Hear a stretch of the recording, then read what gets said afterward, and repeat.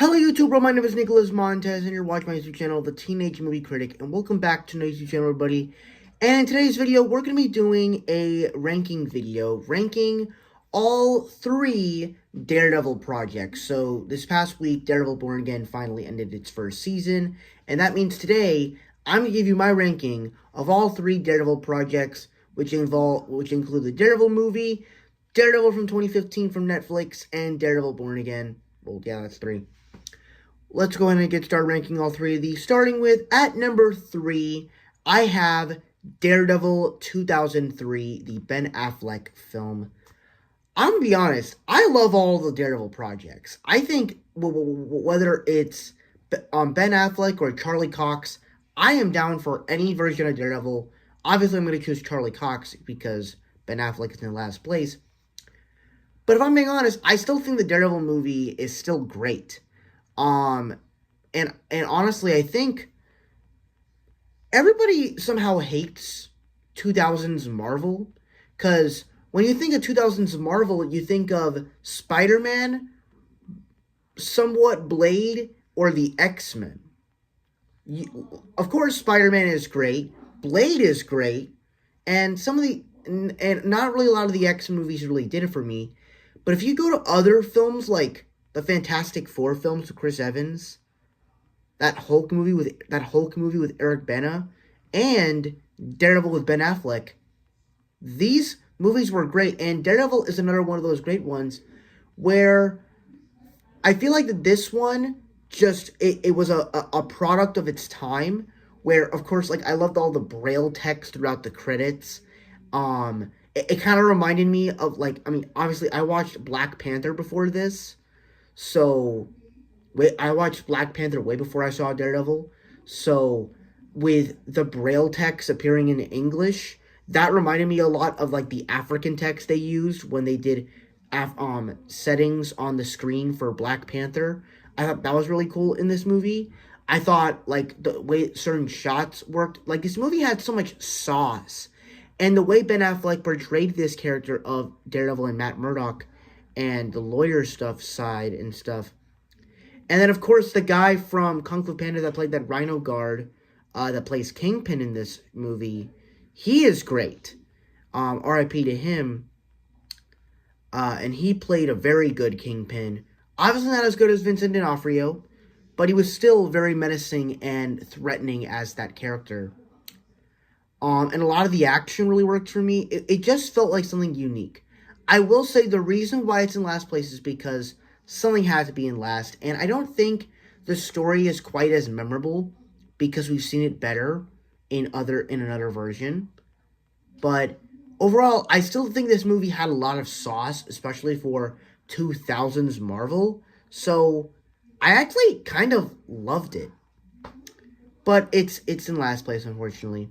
At number 2, I have Daredevil Born Again. And for me, this show, I thought, paid off. You know, obviously, when they first announced it, I was like, yes, I cannot wait, because I heard Daredevil was such a great show from Netflix. Then I heard that, like, they're going to remove Foggy and Karen kill them off screen. They're going to not have Matt show up in the costume until episode 4. They're going to make it a comedy series. But then we got the writers of Loki, and they decided to come in and take over it. And now we have the show, and I could definitely say it is a very good continuation of the 2015 show, from the Netflix show, where obviously nothing of this show you can't really say it's better than the original show. I will say, in the certain ways they shoot some of this stuff is actually really cool, when it comes to the action. I thought, and also, like, when you're comparing it to, like, other Marvel projects, it has very good writing. And, like, even when certain characters show up, like Punisher or Karen, it doesn't feel like fan service. It feels like character stuff, storytelling. Even in the way that they were doing Matt and Fisk's characters, it transforms them in bold new ways. And yeah, obviously, it's not going to be the big action-packed Daredevil show that you wanted from the get-go. it had so much potential because, they wasted Muse and whatever. But it's because the show had a trouble production with it being these things we didn't want. But then we kind of got around to it in the end. And I think I am so ready for season 2 next year and all the other seasons moving forward. So I love Daredevil Born Again. But in first place, I gotta go with Daredevil Netflix from Marvel Netflix. This show is known to be one of the greatest Marvel shows of all time. And for good reason. I think first off, of course, I love all the Marvel superheroes. I think besides Spider-Man, Daredevil might be one of my favorite characters that Stan Lee has ever created.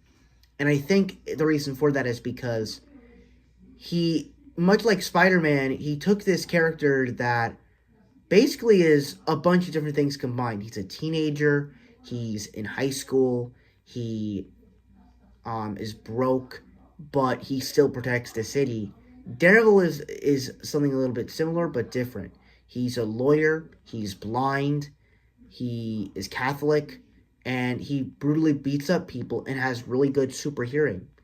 And all of this stuff just makes for a great show with great side characters, fantastic action, but a story that keeps you engaged and tension that keeps building and building throughout every episode. That's at least for season 1. For season 2 and 3, I feel like it was a little bit off because season 2 was like you had the Punisher stuff, and then you brought in Elektra and the Hand, and then you get into season 3, and I think it's great, and it's definitely much better than season 1, than season 2, but Matt's never in the Daredevil suit, and that feels really weird to me. Granted, Matt's barely Daredevil in Daredevil Born Again, but he's in his suit for some of the time. But he goes back to his black suit, which I do, of course, like, and I think the action scenes benefit better from that suit. But I just don't know how it works with this one. I don't know.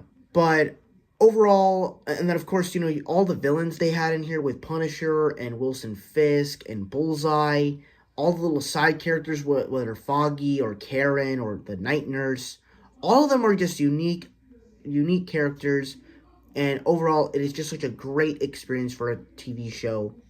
And I absolutely love Daredevil, and I think it's, if anything, if you are looking for something just unique from Marvel, just watch this. Watch all the Daredevil, not just Daredevil, watch all the Daredevil projects, because they have something in store for you that I think most people just want something different from Marvel, and this is what you can get. And that is my ranking of all the Daredevil projects. Thank you guys for watching. I really hope you enjoyed it. If you like, comment, and subscribe. And I'll see you guys in the next video. Bye-bye.